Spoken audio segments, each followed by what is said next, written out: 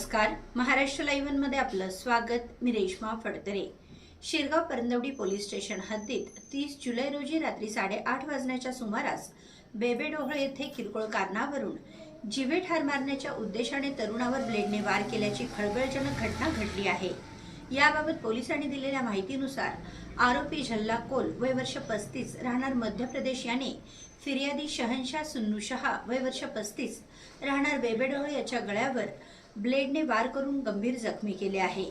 फिर्यादी यांनी आरोपी झल्ला यास 4-5 दिवसांपूर्वी माझ्या पत्नीला फोन करून शिवीगाळ का केलीस असे विचारले असता त्या दोघांमध्ये वाद झाले। त्यावरून आरोपी याने फिर्यादी यास शिवीगाळ करून खिशातून ब्लेड काढून तुला जिवंत सोडत नाही, तुला जीवानिशी मारून टाकतो असे म्हणून जीवे ठार मारण्याच्या उद्देशाने फिर्यादी याच्या गळ्यावर धारदार ब्लेडने वार करून त्यास गंभीर जखमी केले म्हणून शिरगाव परंदवडी पोलीस स्टेशन येथे गुन्हा दाखल करण्यात आला आहे।